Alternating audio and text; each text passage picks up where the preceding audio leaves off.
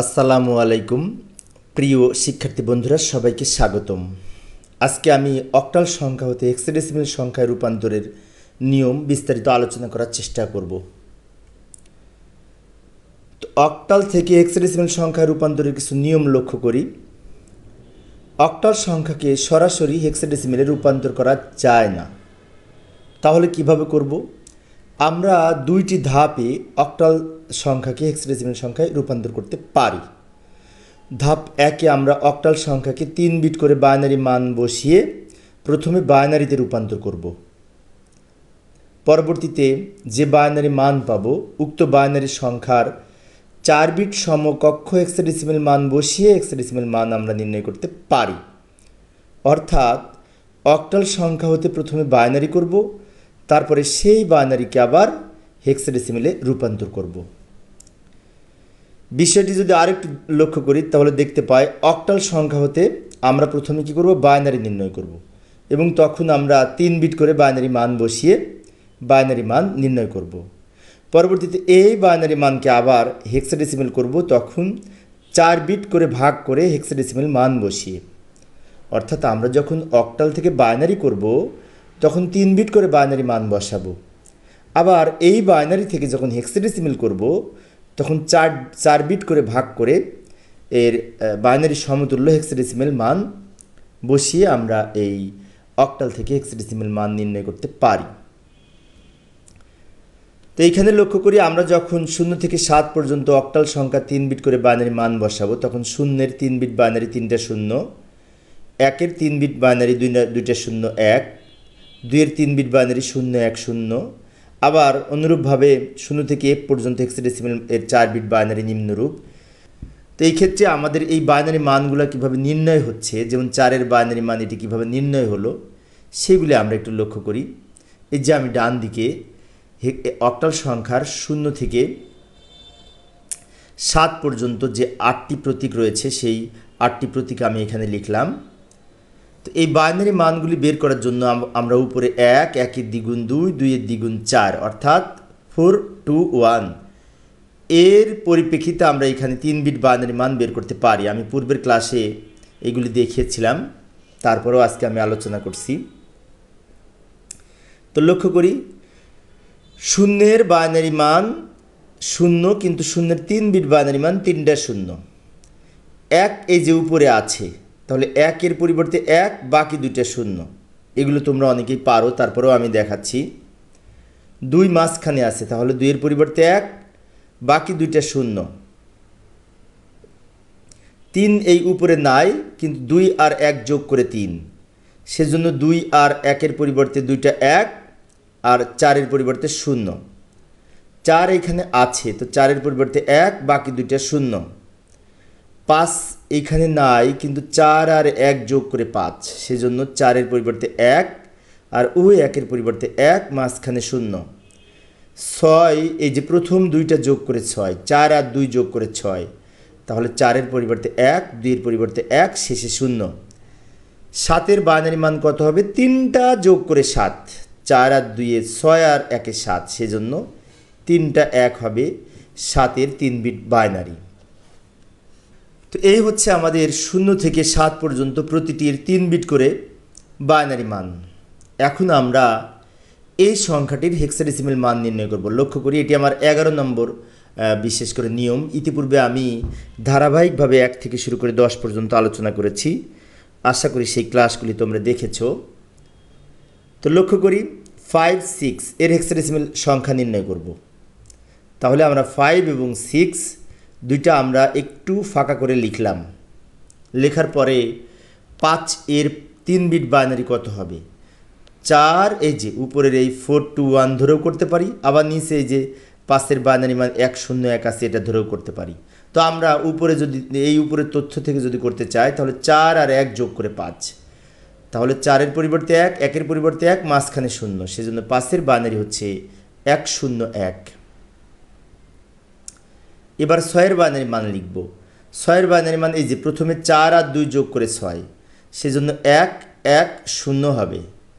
6-এর binary 110। এখানেও আছে এই যে নিচে 6-এর বাইনারি কিছুক্ষণ আগে আমরা বের করেছি এই ছকটা। তো তো আমরা এই যে বাইনারি পেয়েছি, এখন কি করব, এই বাইনারি সংখ্যার সমতুল্য আবার হেক্সাডেসিমেল মান নির্ণয় করব এই বাইনারি সংখ্যার। সেজন্য আমরা নিচে একটি কথা লিখে নিব, আবার উক্ত বাইনারি সংখ্যার হেক্সাডেসিমেল নির্ণয় করতে হবে আমাদের। তো এইখানে আমাদের জায়গা হচ্ছে না, আমি বাকি অংশটুকু পরে স্লাইডে দেখাচ্ছি। তো আমরা এই সংখ্যাটা একটু মনে রাখি, 10310। এই সংখ্যাটা আমি পরে স্লাইডে নিয়ে গেলাম, এই যে 10310। এখন হেক্সাডেসিমেল মান নির্ণয় করার জন্য 0 থেকে F পর্যন্ত 4 বিট করে হেক্সাডেসিমেল মান কত হবে সেগুলি সম্পর্কে আমাদের একটু জানা উচিত। তো আমি এই যে এখানে বের করে দেখাচ্ছি, বিশেষ করে 0 থেকে F পর্যন্ত যে সংখ্যাগুলি রয়েছে হেক্সাডেসিমেল সংখ্যার, এই যে 0 থেকে F পর্যন্ত আমি ধারাবাহিকভাবে লিখলাম। এখন প্রত্যেকটা 4 বিট বাইনারি মান নির্ণয়ের জন্য আমরা এই কোড ধরে করতে পারি, 1, 1 দ্বিগুণ 2, 2 দ্বিগুণ 4, 4 দ্বিগুণ 8, অর্থাৎ 8421। এই কোড ধরে আমরা হেক্সাডেসিমেল 4 বিট বাইনারি মান নির্ণয় করতে পারি। তো প্রিয় শিক্ষার্থী বন্ধুরা, তোমাদের মনে হতে পারে যে আমরা কি এই ছোট্ট একটি অঙ্ক করার জন্য এত বড় ছক অঙ্কন করে সবগুলির মান বের করব? না, সবগুলির মান বের করার প্রয়োজন হবে না, তবে আমাদের জানা লাগবে কিভাবে নির্ণয় করব। সেই জন্য আমি এখানে দেখিয়ে দিচ্ছি সবগুলির মান বের করে। তো অনুরূপভাবে আমরা ডান দিকেও লিখে নিতে পারি, এই যে 1, 1 দ্বিগুণ 2, 2 দ্বিগুণ 4, 4 দ্বিগুণ 8। এক জায়গায় লিখলেও হতো, আমি 2 জায়গায় লিখলাম, সমস্যা নাই। তো এবার মান নির্ণয় করব 4 বিট বাইনারি। শূন্যের বাইনারি 0, শূন্যের 4 বিট বাইনারি 4টা 0। 1 তো এই যে এখানে আছে, 1 পরিবর্তে 1, বাকিগুলা 0। 2 এই যে এখানে আছে, 2 পরিবর্তে 1, বাকিগুলা 0। কিছুক্ষণ আগে যেভাবে নির্ণয় করেছি 3 বিটের, অনুরূপভাবে, সেজন্য আমি একটু দ্রুত বলছি সময় সেভ করার জন্য। 3 এই যে শেষের দুইটা যোগ করে 3, তাই ওই দুটো 1, আর বাকি বাম দিকে দুটো 0। 4 এই যে এখানে আছে, 4 পরিবর্তে 1, বাকিগুলা 0। 5 এই যে 4 আর 1 যোগ করে 5, 4 পরিবর্তে 1, 1 পরিবর্তে 1, বাকিগুলা 0। 6 এই যে মাঝখানে দুইটা যোগ করে 6, 4 আর 1, মাঝখানে দুইটা 1, বাকিগুলা 0। 7 এই যে শেষে 3টা যোগ করে 7, সেজন্য 3টা 1 আর বাম দিকে একটা 0। 8 এখানে আছে, 8 পরিবর্তে 1, বাকিগুলা 0। 9 8 আর 1 যোগ করে 9, সেজন্য 8 পরিবর্তে 1, এই প্রান্তে 1 পরিবর্তে 1, মাঝখানে দুইটা 0। এর দশমিক সমতুল্য মান 10। হেক্সাডেসিমেলে যেটি এ, তার দশমিক মান 10। তাহলে 10 কোনটা কোনটা যোগ করে 8 আর 2 যোগ করে 10, সেজন্য 8 পরিবর্তে 1 আর 2 পরিবর্তে 1, বাকিগুলা 0। এবার আসি বি এর দশমিক সমতুল্য মানে 11। কোনটা কোনটা যোগ করে 11, 8, 2 আর 1, এই তিনটা যোগ করে 11। তাহলে 8 পরিবর্তে 1, 2 পরিবর্তে 1, 1 পরিবর্তে 1, আর 4 যোগ করার প্রয়োজন নাই, 0। সি এর দশমিক সমতুল্য মান 12। এই প্রথম দুইটা যোগ করে 12, সেজন্য প্রথম দুইটা 1, বাকিগুলা 0। ডি এর দশমিক সমতুল্য মান 13। 8, 4 আর এই 1, এই তিনটা যোগ করে 13। তাহলে 8 পরিবর্তে 1, 4 পরিবর্তে 1, 1 পরিবর্তে 1, মাঝখানে 0। ই এর দশমিক সমতুল্য মান 14। প্রথম তিনটা যোগ করে 14, 8 আর 4 12 আর 2 14। তাহলে প্রথম তিনটা 1 আর শেষেরটি 0। এবার 15 এর হেক্সাডেসিমেল মান হচ্ছে এফ, অর্থাৎ এফ এর দশমিক মান 15। তো এই 4টা যোগ করে 15, 8 আর 4 12 আর 2 14 আর 1 15, এই 4টা যোগ করে যেহেতু 15, সেজন্য এফ এর মান 4টা 1 হবে। এইভাবে আমরা হেক্সাডেসিমেল সংখ্যার 0 থেকে F পর্যন্ত 4 বিট বাইনারি মান নির্ণয় করতে পারি। এইবার আমরা এই সংখ্যাটাকে ভাগ করব। তো লক্ষ্য করি, এই 4টা আগে নিলাম, আমরা ডান থেকে বাম দিকে ভাগ করতে করতে যাব। লক্ষ্য করি, এবার আমি অঙ্কের সমাধান করছি। এতক্ষণ আমি যে অংশটুকু দেখিয়েছি, এই অংশটুকু অতিরিক্ত করেছি বোঝানোর জন্য, কিন্তু আমরা মূলত অঙ্কের অংশে যে বাম দিকের এই ছোট্ট অংশটুকু আমি এইদিকে জায়গা সেভ করার জন্য এই ছোট্ট অল্প জায়গায় করতেছি সমাধানটা। লক্ষ্য করি, এই 4টা সংখ্যা এখানে লিখেছি, তারপরে আরও 2টা সংখ্যা বাকি থাকে 1 0 লিখেছি। এখন আমরা 4 বিট তৈরি করে নিব। সেই জন্য আমরা কী করব, বা আমি 2টো অতিরিক্ত 0 নিয়ে 4 বিট তৈরি করে নিব। এবার আমরা মান লিখব 1 1 1 0। 3টা 1 মানে কি, প্রথম 3টা যোগ হবে, 8 আর 4 12 আর 2 14। তো এই ক্ষেত্রে 14 মান কিন্তু ই, এই যে ই সমান 1 3টা 1 0। তাহলে 3টা 1 0 হচ্ছে ই এর মান, সেজন্য আমরা এর পরিবর্তে লিখব ই। এবং এটা 0 0 1 0, এটার মান হচ্ছে 2, এই যে 2 এর মান 0 0 1 0, সেজন্য আমরা এখানে লিখব 2 আর শেষে এটার মান লিখব ই, অর্থাৎ 2e হচ্ছে আমাদের এই হেক্সাডেসিমেল মান।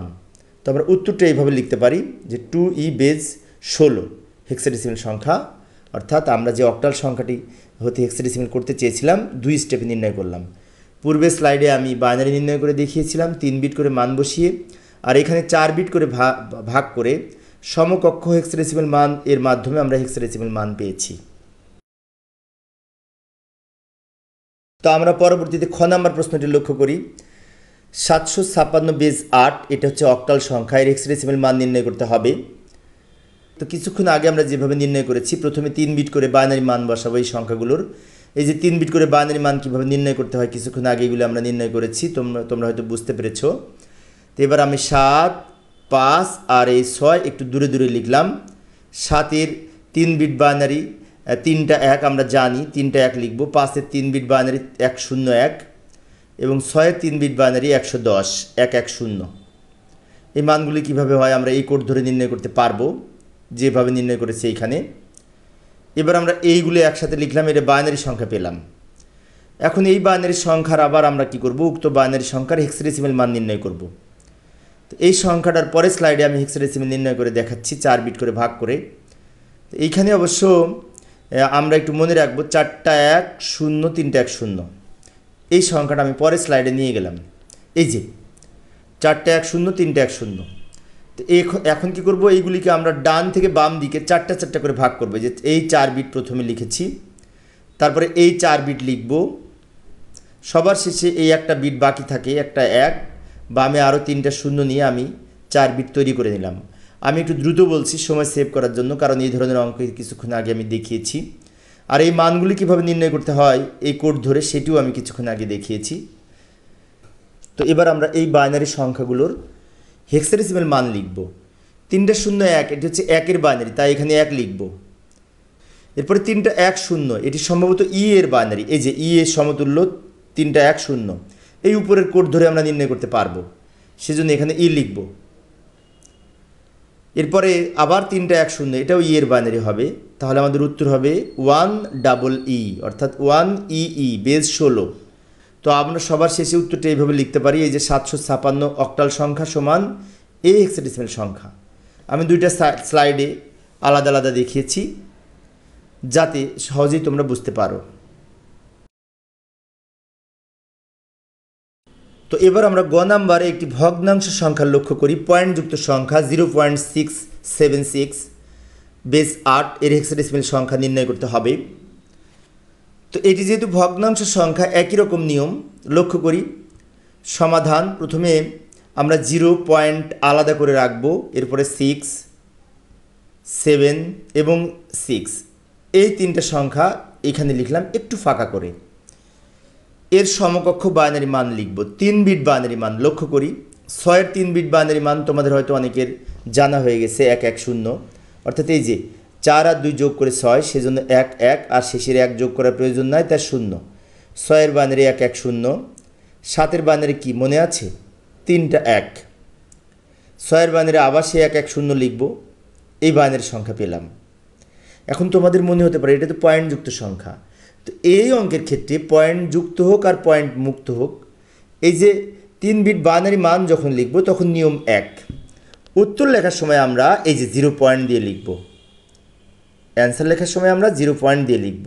তো এখন তো আমরা বাইনারি সংখ্যা পেয়েছি, অর্থাৎ 3 বিট করে আমরা মান বসিয়ে বাইনারি সংখ্যা পেয়েছি। এখন এই বাইনারি সংখ্যার এই যে নিচে লিখে দিলাম, আবার উক্ত বাইনারি সংখ্যার হেক্সাডেসিমেল নির্ণয় করব। তো আমি বাকি অংশটুকু পরে স্লাইডে দেখাচ্ছি। তার আগে মনে রাখার জন্য 2টা 1 0, 5টা 1 0, এটা একটু মনে রাখলাম। তো এই যে লক্ষ্য করি 0 পয়েন্ট, 2টা 1 0, 5টা 1 0, এই যে এখানে আমি নিয়ে এসেছি। এখানেও আমরা 4 বিট করে ভাগ করব, কিন্তু পার্থক্য হচ্ছে এখন আমরা বাম থেকে ডান দিকে ভাগ করতে করতে যাব। পয়েন্টের কাছাকাছি যে 4টা সংখ্যা রয়েছে সেই 4টা সংখ্যা 0 পয়েন্ট দিয়ে আমরা আগে লিখব।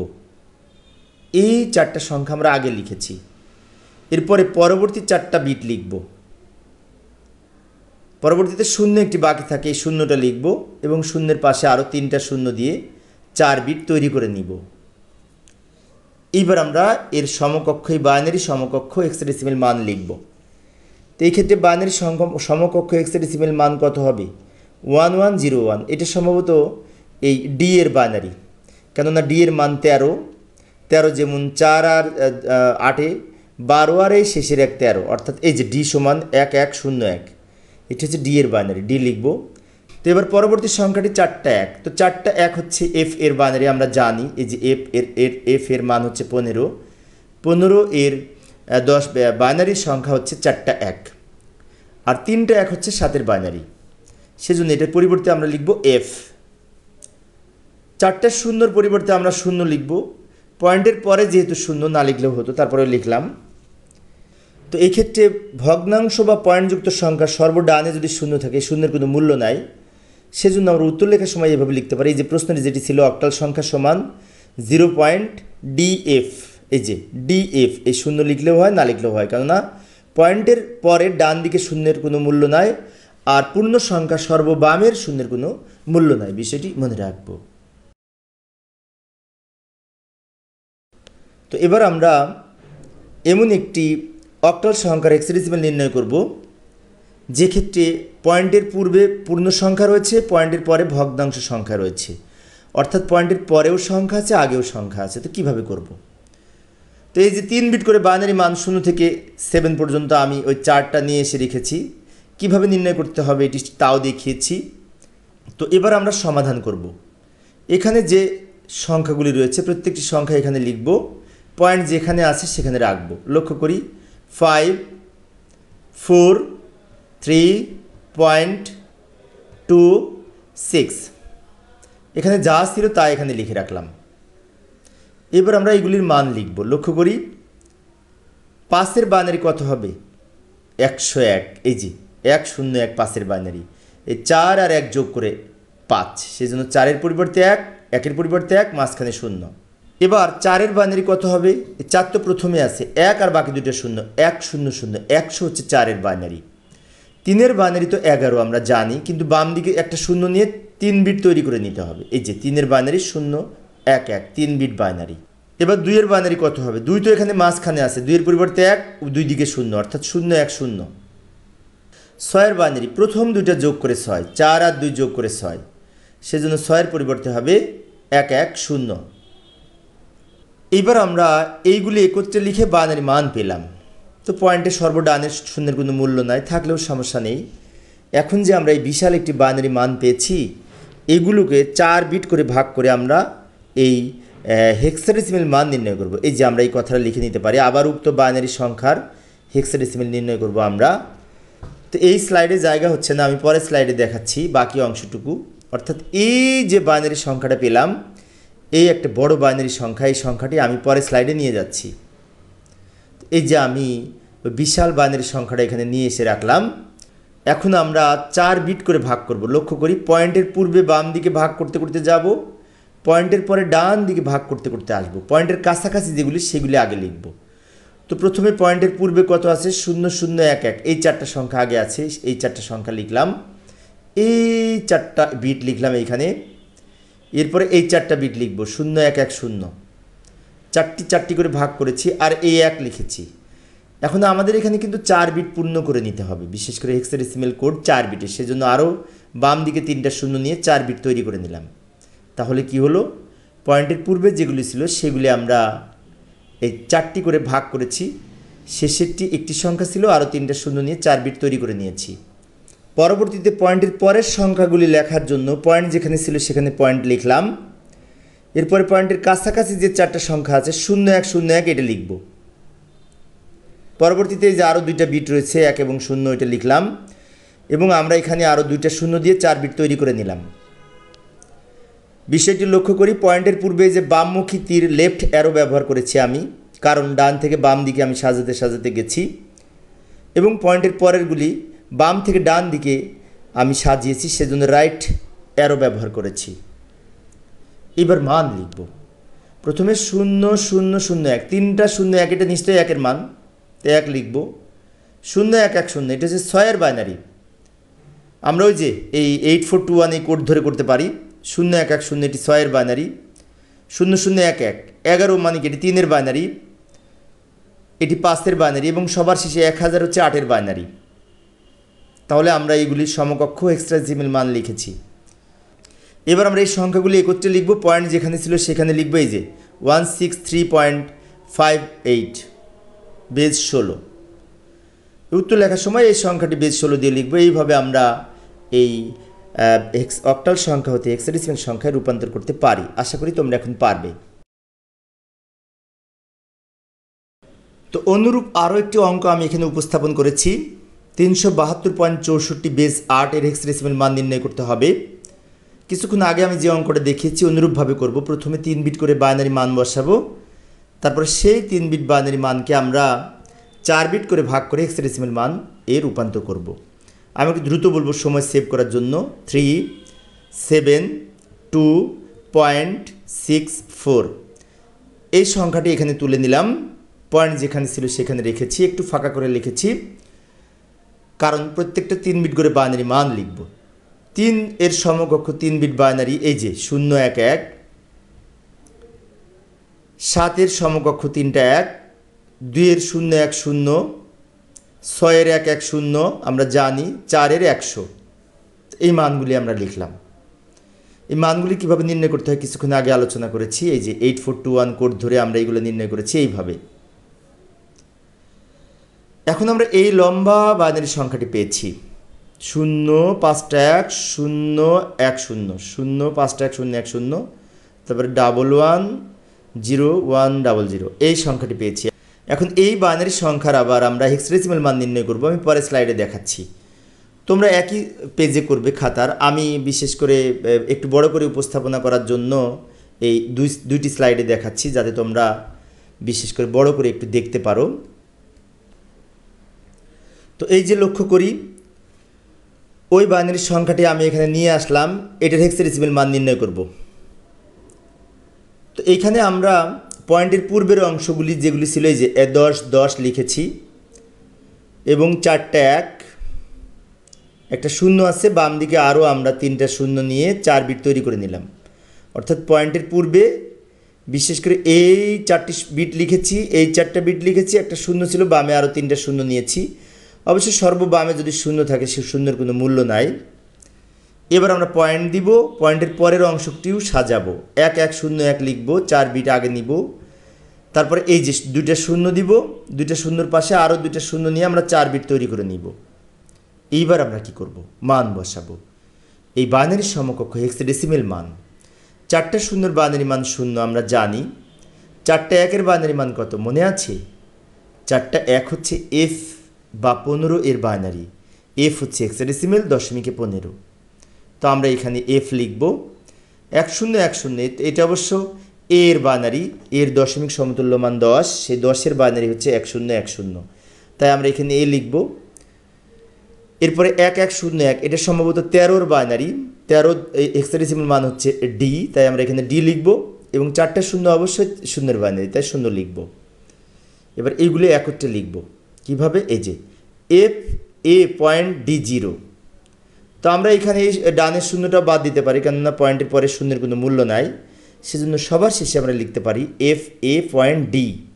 বিষয়টি আবারও বলি, এই যে এখানে যে আমরা সংখ্যাটি পেলাম, পয়েন্টের পূর্বে এই বামের 0-এর কোনো মূল্য নাই, আর পয়েন্টের পরে ডানের এই 0-এর কোনো মূল্য নাই, সেজন্য আমরা লিখেছি এফ এ পয়েন্ট ডি, এই যে লাস্টে উত্তর লিখেছি। তো এইভাবে আমরা অক্টাল সংখ্যা হতে হেক্সাডেসিমাল সংখ্যায় রূপান্তর করতে পারি। আশা করি তোমরা এখন পারবে। তো প্রিয় শিক্ষার্থী বন্ধুরা, এই ছিল আজকের আমার আলোচনার বিষয়। আমি প্রত্যেকটা ক্লাসে একটি করে নিয়ম আলোচনা করি যাতে তোমরা সহজেই বুঝতে পারো। আমি পরবর্তী ক্লাসে এই হেক্সাডেসিমাল থেকে অক্টাল কিভাবে নির্ণয় করা যায়, অর্থাৎ আজকের বিপরীত, তা আলোচনা করার চেষ্টা করব। দেখার আমন্ত্রণ রইল। পরিশেষে সবাই ভালো থাকবে এবং সুস্থ থাকবে এই কামনায়। খোদা হাফিজ।